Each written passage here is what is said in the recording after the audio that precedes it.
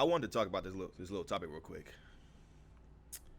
It's just the mere fact that this type of story is silent all over social media, especially when it comes to the sisterhood of women going against the misogynistic man.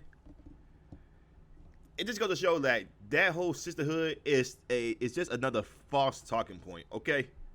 Because the fact that I'm all over social media, Twitter, whether it be Twitter, Facebook, Instagram, I'm over these platforms, and I don't see no hardcore feminists talking about this. And for those of you who probably know what I'm talking about, because I made this in my community post, it just goes to show that the WNBA and feminists don't have women's back, especially when it comes to something like this. For people who probably didn't hear the story or probably did, Brittany Griner, the WNBA player, has been sentenced to 9 years in Russia for drug smuggling.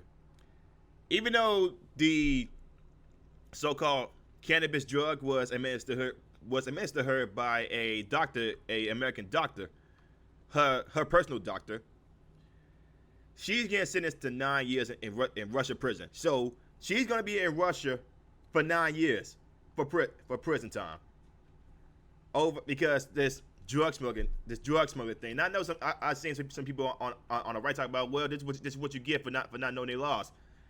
Well, that's not the case here, because she did have a drug that was prescribed to her. Problem is, Russia don't play those games when it comes to cannabis. See, Russia and America have different enforcements. She can get away with it. She can have cannabis drugs when it comes to the United States because it was prescribed to a doctor. But when it comes to Russia and China or probably North South Korea, those leaderships don't play about drugs, especially when it comes to the average citizen. They will lock your ass up quick. They do that, and yes, they do that in the United States here, but not when it's prescribed to you. So let me go ahead and read out this article from the Newsweek. WNBA star Brittany Griner was found guilty of drug smuggling with criminal intent by a Russian court on Thursday. She was sentenced to 9 years of prison and fined 1 million rubles, about $16,000 and $16,300. Griner, 31, was arrested and accused of possession of vape cartridges containing cannabis oil at a Moscow airport in February during the lead up to Russian President Vladimir Putin's invasion of Ukraine later that month. Maria Blagovolina, a lawyer for the Russian firm representing Griner, argued that the basketball star did not use marijuana while in Russia. Her defense team has maintained that Griner mistakenly packed the cartridges and that she was prescribed medical marijuana by a doctor for pain treatment. It was prescribed to her by her own personal doctor. But the Russian law enforcement don't give two damns about that. They was sentence you to a crime, a non-violent crime, at most. So, and plus she did this in a foreign country. A lot of people have been saying like, yo, Russia is not that place you want to be, especially if you have some type of drugs or whether they be prescribed drugs or anything like that. And there's also Americans in this country of America that have faced 15 years for some drug charges as well. But those were not prescription drugs. And it just goes to show. Okay, let's keep going with this. In a statement, Griner's Russian law firm told Newsweek, "We are very disappointed by the verdict. As legal professionals, we believe that the court should be fair to everyone regardless of nationality. The court completely ignored all the evidence of defense and most importantly the guilty plea. This contradicts the existing legal practice." The statement added, "Taking into account the amount of the substance, not to mention the defects of the expertise, and the verdict is absolutely unreasonable. We will certainly file an appeal. Griner pleaded guilty in early July to celebrate the cartridges in Russia, where she was playing during the WNBA's offseason. Her lawyers have said the guilty plea was made of a admittance of responsibility and should be considered during sentencing. Last week, officials from President Joe Biden's administration announced a proposed deal that would exchange Griner and former Marine Paul Whelan, who is also detained in Russia, for Viktor Bout, a Russian arms dealer nicknamed the Merchant of Death. The trade has been criticized by many people, including former President Trump, who called Bout an absolute killer while referring to Griner as a spoiled during a recent podcast talk. Okay, so quote, I never meant to hurt anybody. I never meant to put in jeopardy the Russian population. I never meant to break any laws here, she said.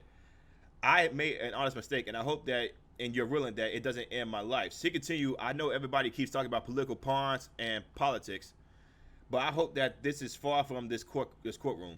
I want to say again that I had no intent of breaking Russian laws. I had no intent to conspire or plan to commit this crime. Again, it was prescribed drugs. She wasn't drug smuggling. But the fact that this news came out, and I have not seen a full-blown statement from the WNBA or the hardcore feminist movement. That's calling out Russia, because they know better. They know better not to mess with Russia. They are currently in a war with Ukraine. If Russia really wanted to, they would bomb Ukraine and just take it over and have Ukraine join NATO. Guys, there are plenty of us that tries to prove time and time again on this platform and a bunch of other platforms that the feminist movement is nothing but a facade. They don't actually care about sisterhood or any of that crap. They are more worried about political schemes and taking control of the planet. The ones that are the loudest that I'm referring to. But when you have an unjust case like this, where Brittany Griner is facing 9 years, you would expect the WNBA, which also is women failed because they've been talking about a separate league from the men, proving that women can play basketball just as good as men, but then they don't bring in the ratings. And Bill Burr said it the best. The reason why the WNBA is failing is because women failed it. There are more women watching the NBA than they are watching the WNBA. You can't blame men for that.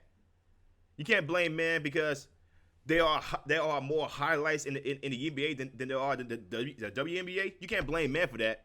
If women really wanted to support this, they would watch it, but they don't. And they talk about they want equal pay, the same pay as LeBron James, someone who's actually talented in basketball. Guys, once again, feminists have failed. Brittany Griner, who in my opinion is unjustly in jail because she does have a prescription for her drug for her pain. She does have a prescription for it. But Russia does not give a damn about that. They rather just lock you up and just throw away the key. She got 9 years, but I don't know if she's going to be released for good behavior, but most likely not. She's not going to get released for good behavior or anything like that. She's going to do that for 9 years. And the feminists and the WNBA has not released a statement calling out the Russia law for being biased about drugs and all that stuff about prescription drugs. They ain't gonna call out Russia. They ain't gonna call out Vladimir Putin. They're not gonna do that. Just goes to show that some of us on this platform who have been calling out the feminist movement, we were right. They don't actually care about women. They don't. Anyway, man. Let me know what you guys think about it in the comments below. If you guys like what I'm saying, like, comment, subscribe, share this video, hit the notification bell. I will see you on the next one. Peace.